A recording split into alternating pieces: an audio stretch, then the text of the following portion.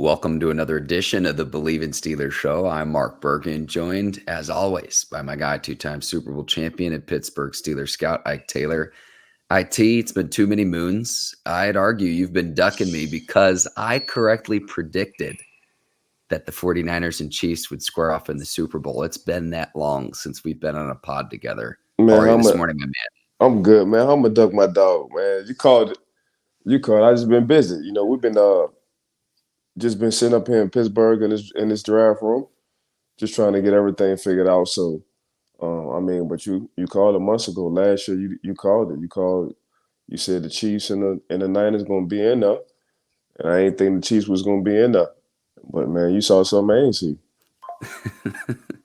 Hey, let's pay the bills before we get too far along because we have a loaded pod today. Today's episode of Bleav in Steelers is brought to you by BetOnline.ag. And while it is the offseason, Combine's going to be later this month. We've got the draft in April. We'll get team over, under, win totals at some point in time. There's a ton of other sports that you can bet on. BetOnline.ag will take care of all of those needs. Yeah, that fast. 365, 24/7, regardless on what sport, regardless on what time.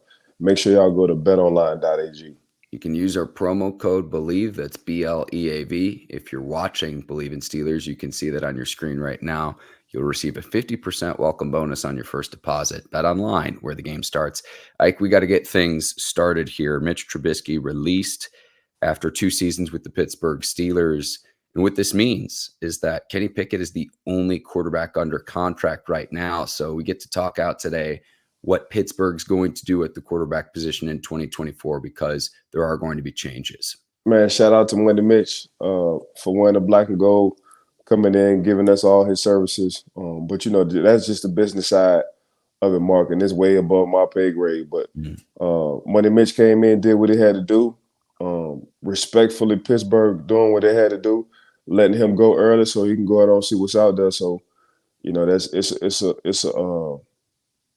it's a win for Money Mitch, and I'm sure he understands. Like, don't hold me. If y'all gonna do something good, don't do it early. So, from a veteran side, yeah, it's a bittersweet situation, but at the same time, when you're doing something like this, what I mean by that is letting me go early, man. You give me opportunities to have choices on what I need to do. But big shout out to Money Mitch, man, for coming into the Pittsburgh Steelers and doing what he needed to do at the time he was up. Yeah, and I was trying to figure out why the Steelers granted him a contract extension. He went 2-1 in relief of an injured Kenny Pickett a season ago. And so I've been saying this for several weeks now, Ike, where when he came in this past season and didn't get it done, and he was making $8 million, that's the 28th highest paid contract to a quarterback in the entire league. When you're not getting that premium performance from a backup and you're paying for that, you don't want $8 million at the quarterback position sitting on the bench holding a clipboard. So when that didn't happen, and then Mason Rudolph came in and lit it up, coming back on a league minimum this past season, it makes sense what the Steelers did with this decision. Now, I think what Pittsburgh tries to do is, okay, the money that they're allocating to Trubisky, maybe you try to offer that to Mason Rudolph, but Mason Rudolph, I don't know what to make of these reports that I see right now, Ike, where they say, oh, well, he wants a change of scenery, if that's just a negotiating tactic. But I would imagine that Pittsburgh will try to bring Rudolph back, considering how he played in the 3 regular season games to close the season and then in the playoff game. The locker room level, his teammates level, what he did for that span towards the end of the season last year, pushing into the playoffs, you gotta love him. But at the same time, that's above my pay grade. So the front office and the coaching staff, man, they gotta check the temperature on that. But as far as like Mason Rudolph, he done earned himself some money. Wherever he get his money, wherever team he's gonna be at over the span towards the end of the season. For the Pittsburgh Steelers, like Mason came in and he did probably more than what people expected, and for sure kept them on fire. Went into Seattle, caught fire. Honestly, just putting the Pittsburgh Steelers stamp of approval on what they thought offense should look like when Mason got his opportunity. I think everybody got excited after the first game. Mason just kind of took off Cincinnati. He just took off not Cincinnati. Um, was it the Ravens? Let me pull this up, Ike, in Man, terms man, of the yeah, schedule when he came in the last 4 games. It was after the Colts game. He started against Cincinnati, yes, Seattle, and then Baltimore to close the season. yeah. Cincinnati, he took off on it. Baltimore had rested their starters. Mason still did what he needed to do, and went to Seattle, the hostile environment. Both of them had to win. Both of them had to win a game to put themselves in position for the playoffs. Took them all the way over to the West Coast in the hostile environment and won it. So Mason did exactly what he wanted to do, winning the Buffalo, and just kind of like did what he needed to do. We just ran out of time and blew some chances. To be Ike, honest with you, Ike, you're burying the lead here. You're burying the lead here. You always say, I think Mason Rudolph has earned himself some cheese. yeah, he definitely earned himself some cheese. I don't know if we're gonna give him the cheese, but Someone will. somebody gonna give him the cheese. I just know the locker room. Just looking at it from afar, the locker room and his teammates love him. And I think part of it too, Ike, is for what price, right? So Hmm. I'm just gonna put this out there. It's just my opinion.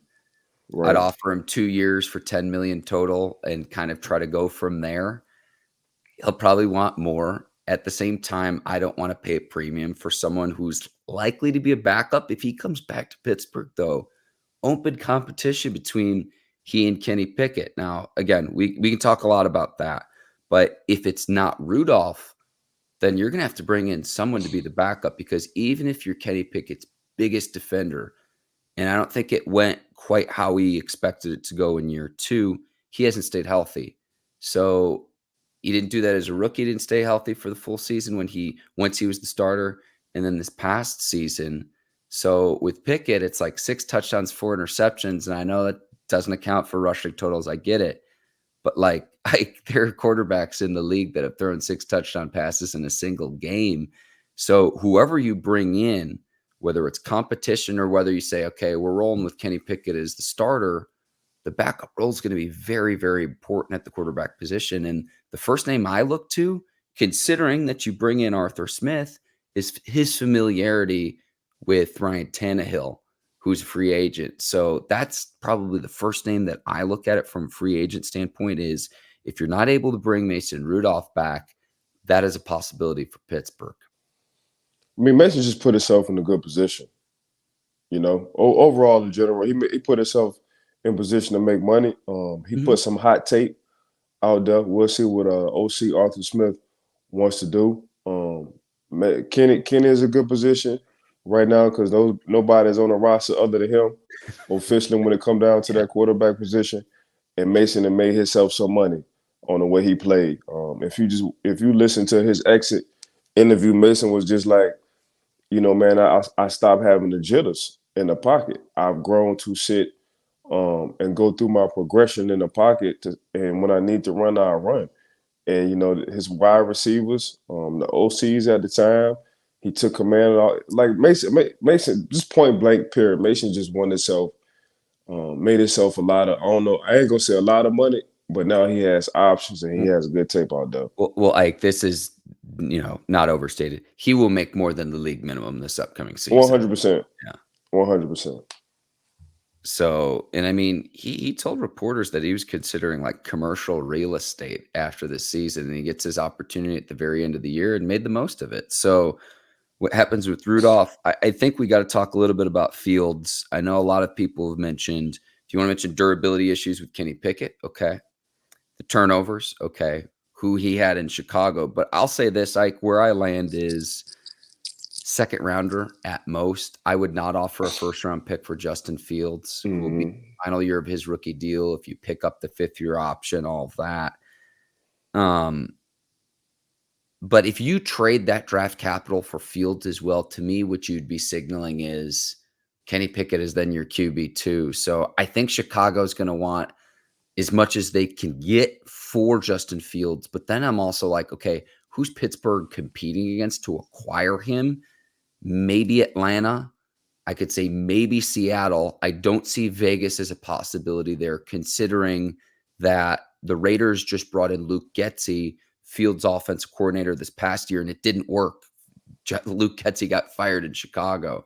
So, yes, the Bears are going to want as much as possible for Justin Fields. I don't know how many suitors they're going to be. And the Bears have the number 1 overall pick. It's assuming they'll draft Caleb Williams with that. But how all of that shakes out, I think Pittsburgh's in the mix there.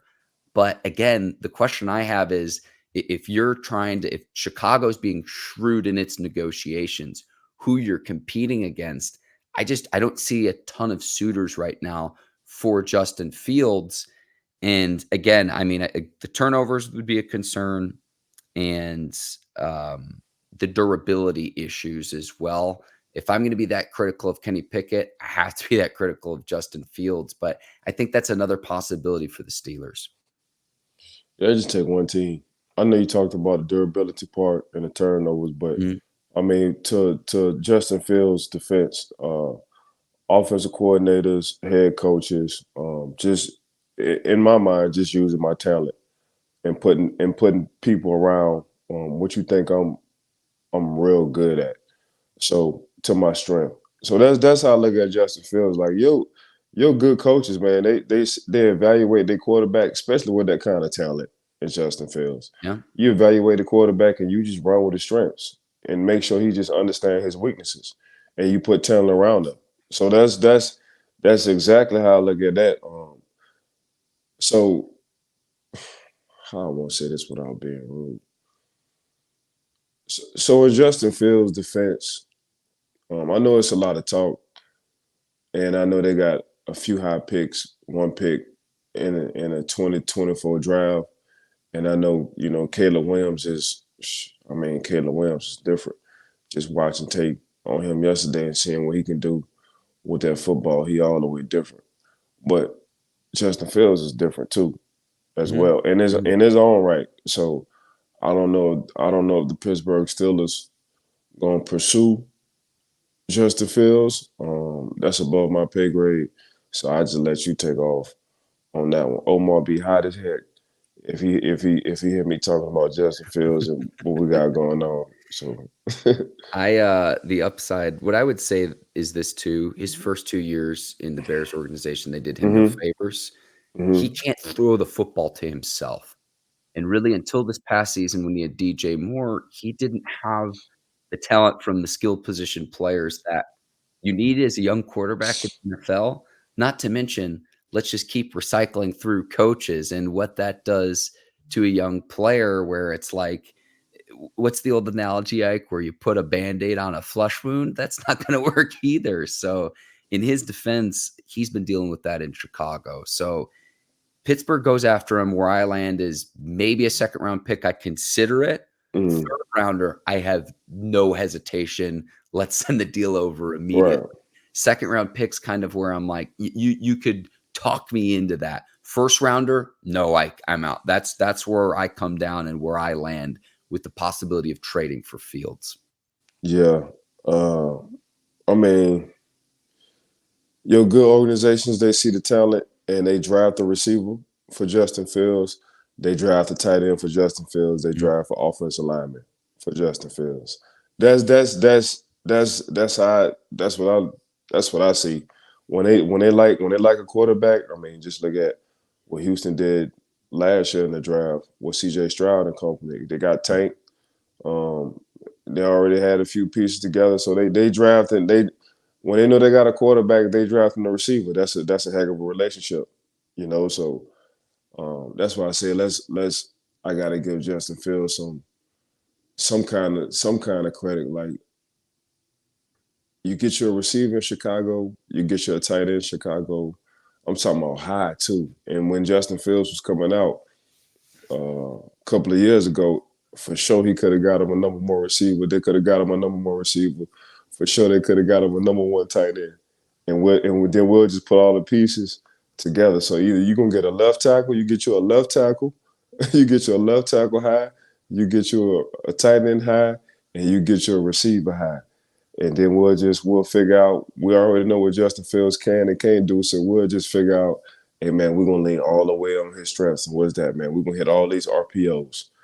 So I'm gonna get him a big receiver who gonna come in the cold weather when it gets windy in Chicago, and I'm gonna get him a big left tackle who will come in who can protect him from the blind side, and I'm gonna get him a old school throwback, um, Iowa State, somebody from the cold weather that gonna catch the ball in the wintertime in Chicago. Like that's exactly what I'm gonna do. Like that's just my thinking, Mark. I'm just talking like if I was the GM, but to his defense, man, going through your OCs, front office at the time, it's tough on Justin Fields because there's a lot of talent over there. The things you're describing, Broderick Jones, George Pickens, you could let my mind wander, Ike. You shrug your shoulders. I got you. I'm just saying. I'm just saying, Mark. A few other names we need to mention. Kirk Cousins is out there. Here's where I'm at with Kirk Cousins, right? If he wants like 40 plus mil and go back and look at his contracts that he's earned over his career, he's accustomed to playing in a dome in Minnesota. Look at Kirk Cousins' record in big games. And I'm just going to leave that at that. I think it would be an upgrade at quarterback, but at what price? And does that take you over the top considering the loaded quarterback talent we have in the AFC? So Kirk Cousins, I'm kind of out on, and I think he actually returns to Minnesota because I think the Vikings are going to look around and say, oh, well, can we upgrade at quarterback?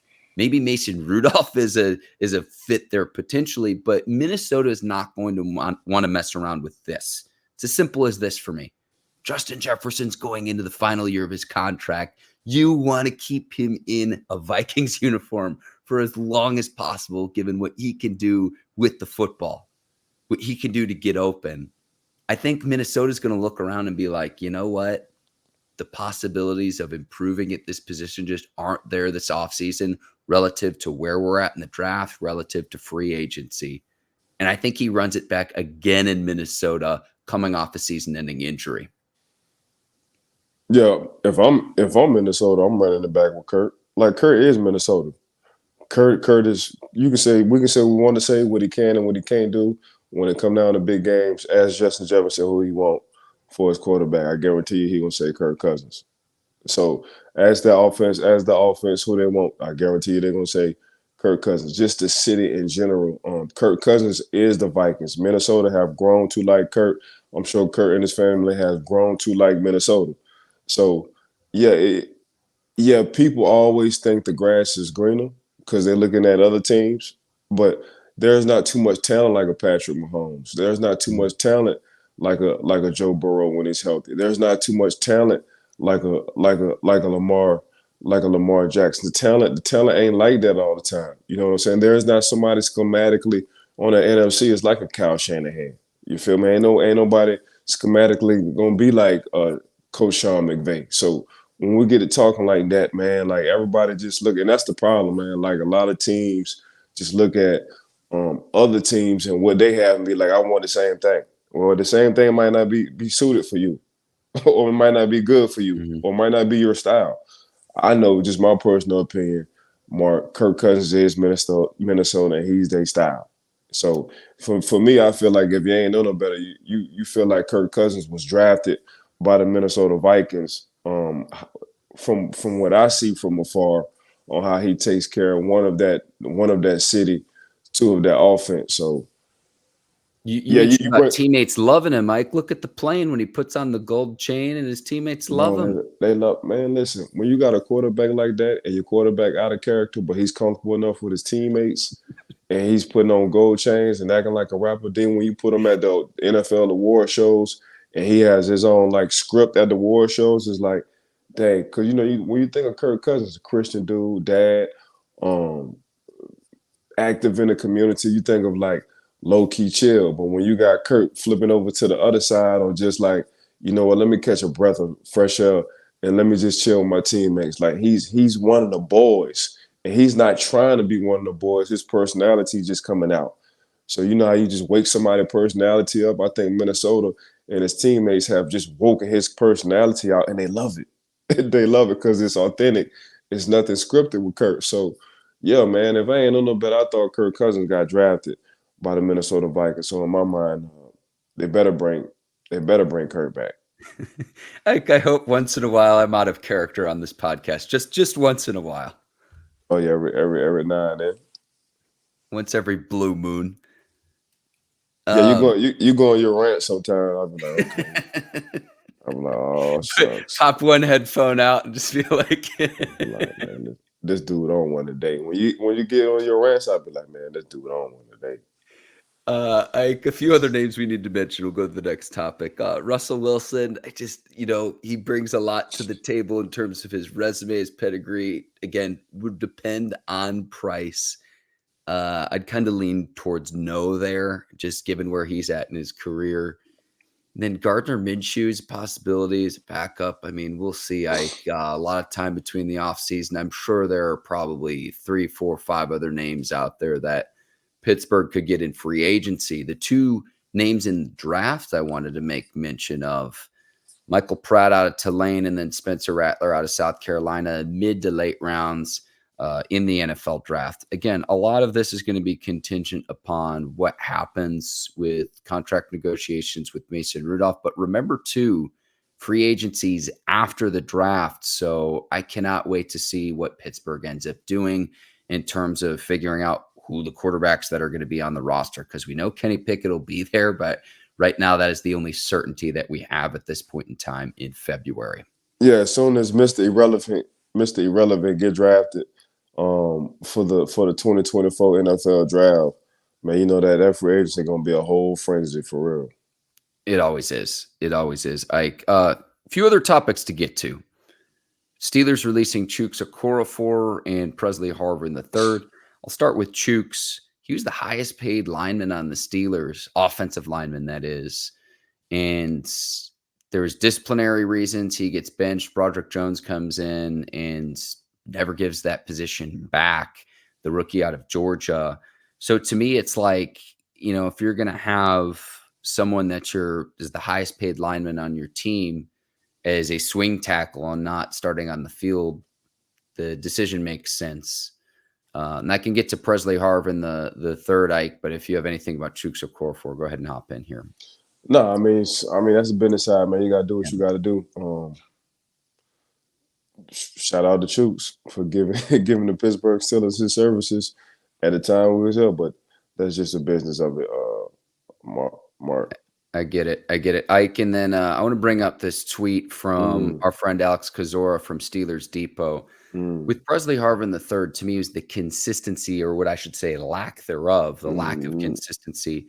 He had the ability to do the job. I have no doubt about that. It's the reason why he won the Ray Guy Award when he was at Georgia Tech coming out of the draft, and then why the Steelers drafted him in the 7th round. But I look at this right now, 2021, 33rd in the NFL for gross average among punters, 2022, 28th out of 34. In this past season, 32nd out of 33. So it's the consistency with Pressley in terms of consistently being able to flip the field from a special teams standpoint. Yeah. I mean, if you just look at Hall, I remember Hall coming out of Georgia Tech, left-footed, powerful leg. And when we got him, I was like, holy moly, like we got us something right here. But for the most part, just looking at them stats, it just didn't translate, consistently. So he'll give you a few good ones, like, all right, now we're talking.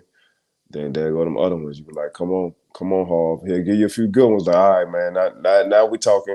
That's what I'm talking about. Then he'll give you some more, be like, come on, Hall. But that's just the nature of the business. But yeah. It's just disappointing for me because I know Hall and cool ass dude, Mark. But it's just, I mean, because you see the talent in the leg because you seen that at Georgia Tech. It's just what you just said before you started off, the consistency part. Yeah, and the one thing I look at for whoever the Steelers punter is next is being more consistent, but then the holding too to make sure that Chris Boswell can keep knocking them through. And I thought Boswell had a great redemption season when he had a bad year in 2022. And then in 2018, the common denominator there to me was injuries. So that to me, something I'm looking at is, can you flip the field? Can you get those averages better relative to the other punters in the league? And then just the place holding, which is an important factor that we don't talk a lot about, but that is one thing I could say about Pressley Harvin III is I thought he's pretty good at the place holding, which should be a given. And then he did not have a single punt block during his tenure with the Steelers either, but Pittsburgh should be able to make an upgrade there. I'm confident that they will for 2024 and beyond. Ike, it's the portion of the show where I go on a little bit of a rant. It's early, so I'm not going to get too fired up, but this is no knock on Myles Garrett, right? He's a tremendous player in his own right. But him winning Defensive Player of the Year over TJ Watt. Let's wait a second. Let's look at some stats, okay? Tackles, solo tackles, tackles for loss, sacks, quarterback hits, same amount of forced fumbles, okay? Fumble recoveries, passes defensed, interceptions, touchdowns, takeaways. Myles Garrett didn't win those. TJ Watt did. And he didn't win Defensive Player of the Year. The one thing I could say about Garrett would be for the fact that the Browns had a better record by a single game this year. Not saying Myles Garrett never deserves to win Defensive Player of the Year, but what are we doing? TJ Watt's the best defensive player. And, if you want one other argument for me, let's go look at the last 4 games and the production at the end of the season when it is vital that you're playing at your highest level. Go look at those stats too. I rest my case. Yeah, shout out to Myles Garrett, man, for winning, Defensive Player of the Year. But from your perspective and my perspective, Mark, I mean, if you're just talking about all the categories and out of all them categories, TJ Watt pretty much leading all the categories. I mean, a few of them categories you're talking about, batted balls, touchdowns, interceptions, you would think that you're talking about a safety, inside linebacker, or a cornerback. No, we're talking about outside linebacker, edge rusher getting to the quarterback, and TJ Watt and his stats. When you're talking about a team and who's in a team record, when they playing, when they're not playing, the most valuable person on that team, you're talking about TJ Watt. When you're talking about when he comes in the game, when you're looking for a play, regardless on what time it is, and usually it's a crucial time, you're talking about TJ Watt. If you don't want to if you don't think the man can go back to back, if you say TJ Watt ain't gonna do in 23 when he did in 22, and you don't want to give it to him, just say you don't want to give it to him because he gave you stats plus more, and played better than he did the year that he won the Defensive Player of the Year before. But for me, man, it was a no-brainer in my mind, and this is no disrespect to Myles Garrett. I'm just saying, man, the most valuable person on that team was TJ Watt. And when you want the most valuable person to play like the most valuable player on your team consistently, it's TJ Watt. So when you just look at the production, not even the production, the body of work throughout the league, the chips. What I mean by the chips, the tight ends lining up on his sides, the running backs lining up on his sides, just to slow him down, and he's still having these kind of stats. When you look at the Monday night football games, the Thursday night football games, the primetime football games, and you're like, man, Pittsburgh Steelers offense was struggling at the moment, man. Who gonna make a play? Who gonna score on defense is TJ Watt. When you look at trying to, change the momentum consistently week after week after week after week, getting to the quarterback. When you just look at it from an offensive coordinator standpoint, Mark, you was like, all right, we're playing the Pittsburgh Steelers. Who do we need to stop on defense? And you still can't stop him. His name is TJ Watt. So it's not like you're going into the building when you see the Pittsburgh Steelers, man. It's one guy we're going to have to stop, man. It's going to be TJ. And you still can't stop this dude. But just over his consistency and his body and work, and like we were saying throughout the year, Mark, just over his stats and what the man have done, you think we're talking about a corner or inside linebacker or a safety position when it comes down to some of them stats on that list. No, we're talking about TJ Watt. So, yeah, they can say what they want to say, but in my mind, and this is no disrespect to Myles, but in my mind, TJ won it all day. There's a bigger discussion I want to have about this really briefly, Ike. You mentioned chips. Have you seen the movie Rounders with Matt Damon, Edward Norton? There's a line in that movie where, poker movie, Matt Damon says something along the lines of, you don't lose if you don't put your chips in the middle, but you can't win a lot either. And there's times you have to go all in. Mm-hmm. I don't know what that moment is for the Pittsburgh Steelers to go all in, but what I would say is this. They have the best defensive player and one of the best players in all of football on their roster, producing at a very high level right now in TJ Watt. The reality is, though, he hasn't won a playoff game yet.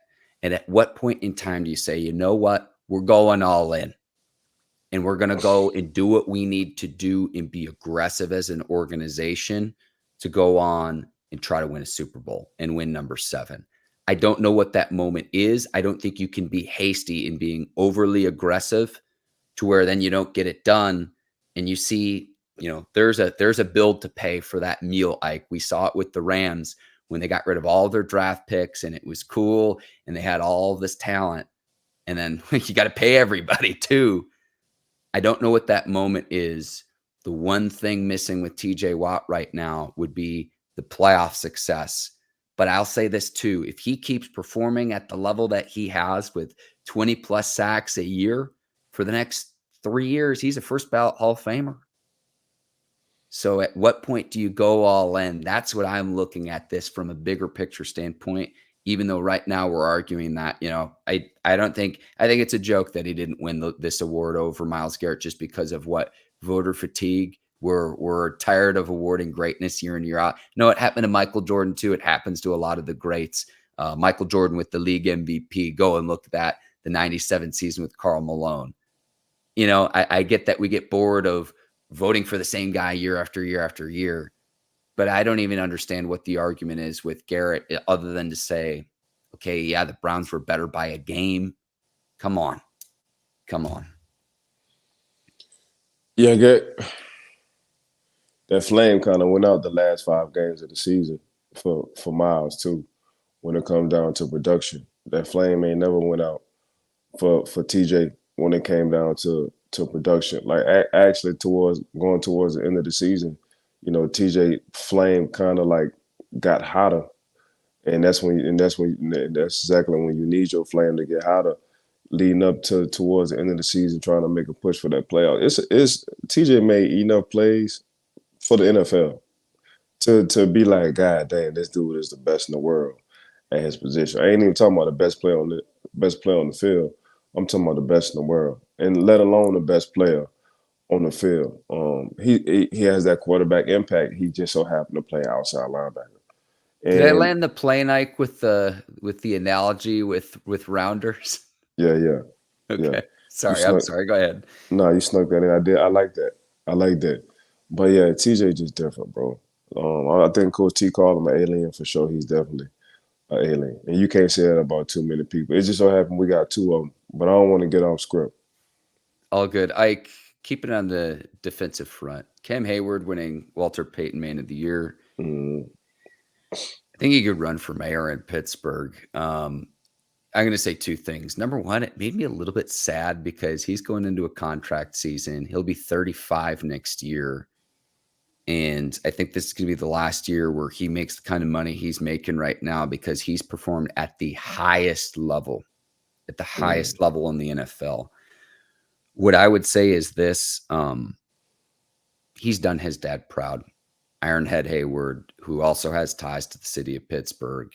And I thought this was great to see someone who is so deserving win this award, but it made me sad because he's going to be 35 and entering the final year of his deal with the Steelers, Ike. And you tell me this all the time and saying it is a young man's game. Oh, yeah. I would love to see the Steelers say, hey, we'll keep you around for a few more years, spread that money around. And I don't know how long he'll want to continue to play, but how I think about Cam Heyward is what Mike Tomlin said earlier this offseason about Pouncey, saying that he performed at a level high enough that was capable of being a champion. It's the same thing with Cam Heyward, is that playoff success. I would love to see him win a Lombardi in a Steelers uniform. Those were the things that it made me nostalgic, Ike, of he's been, you were his teammate too, and he has held that standard as the standard, what it means to be a Steeler. I want to give you the floor. I'm rambling at this point, but I thought all of these things when I heard that he won Walter Payton Man of the Year. Yeah, big shout out to Cam for winning the Walter Payton Man of the Year.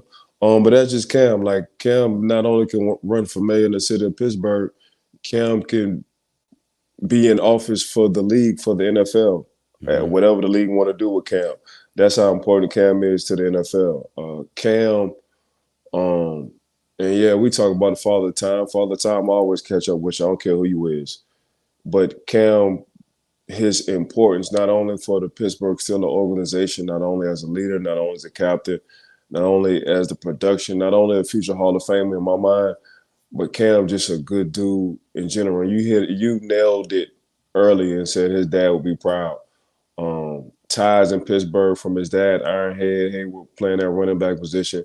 Pittsburgh wind up drafting his son, and his son has put on a long as productive Hall of Fame resume, and he just so happened to be that good in the community, that good of a person, that good of a teammate.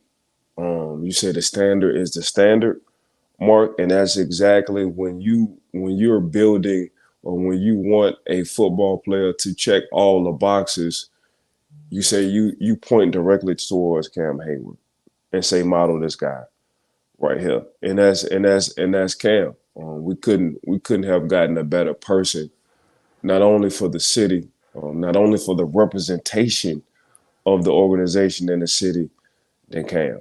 So yeah, we'll see what Pittsburgh wants to do. He's pushing. He's going to be 35, but shout out to Cam on winning Walter Payton Man of the Year. Everything is authentic with him. So that's what you got to love about him. Yeah. Ike, we got to move on. Final topic of the show: Chiefs repeating as Super Bowl champions. I know I've talked to you about this in the past. First team to do this since 03, 04 with the New England Patriots. As a player, like I know you've talked about the difficulty of repeating as Super Bowl champions.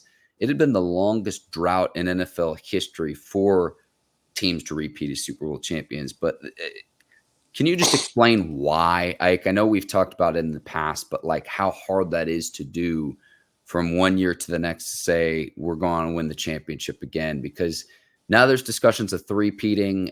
I don't know if we need to go that far, but Yeah, you might as well. why? You might as Okay. well go that far. Okay. All You right. you Go ahead. might Go ahead. Yeah, you might as well go that far. That's how good Patrick Mahomes and Andy Reid combination. That's how good that duo is. That's how sweet of a relationship they have. That's how magical Patrick Mahomes and Andy Reid are together. So it's not far fetched. And you can say what you want to say. What I'm starting to realize is people want to see you win. They don't want to see you win that much. And Patrick Mahomes and company and Andy Reid and company, I've been at it to a fault. Man, it's gonna be tough when Cheetah leave. We're gonna see what they do when Cheetah leave 1-on-1. Oh man, it's gonna be tough, man. Coach Eric Bieniemy had that locker room.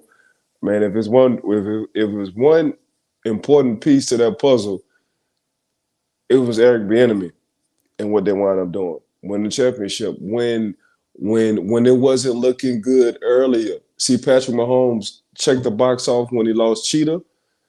Patrick Mahomes, when we talk about it, they don't look the same. They're not scoring points like that. Mhm. But heck, Patrick Mahomes finally out of his career had a fire defense. Fire defense. So finally this year, you didn't have to put it on his shoulders. He just said, "Man, wait to the playoffs, and get me to the playoffs, and I got y'all." Let's talk Patrick, about the defense for a second, Ike, for a second. Chris Jones, but then McDuffie, who we loved out of all Washington. Go pro, back and look at the tape for when we were doing all draft evals. We all loved pro, that guy. all pro. So he wound up being all pro this year, and he displayed that in the Super Bowl. So yeah, and they had to go on the road. So they had one game. They had one game at the crib. Then they had to slide on the road twice. They had to go to Buffalo and beat Josh. They had to go to the Ravens and beat Lamar. And we talking about two fire in their prime quarterbacks. We talking about an MVP in Lamar Jackson, and we talking about Josh Allen being Josh Allen in the playoffs. How difficult it is to beat him when it comes down to Buffalo. Patrick Mahomes said, hold on, let me take care of this first one. Bam, I take care of this first playoff game at the crib. After we finish this first playoff game at the crib, we're going to slide over to Buffalo where y'all think it's cold and y'all want those snowballs at us. We're going to beat y'all and Josh Allen. Then we're going to go to the league MVP in a tough environment with a tough Ravens defense. We're going with an offense that Tough got, is like the league's best, Ike. man, listen, league's best defense. We're going to slide over there to y'all and we're going to beat y'all too. Now we in it. Now we in it for the Super Bowl. And oh man, we was underdogs. We wasn't favored too. Patrick Mahomes took it personal as a underdog. He had the underdog route. The Chiefs won a Super Bowl in an underdog fashion. He had a chip on his shoulder, and you saw it because this year's Super Bowl for the Kansas City Chiefs won't nothing pretty about it. Yeah. Won't nothing. He did what he needed to do, Ike, and that to me is the beauty of. Get me. I'm saying he's in my Mount Rushmore now. You've got Brady, you've got Montana. Man, Mahomes is at worst 3 100. there. At 100. worst 3. Patrick, he different, man. He different. Patrick different in every aspect of quarterback. So really, there's really like his style of play. There's really no comparison.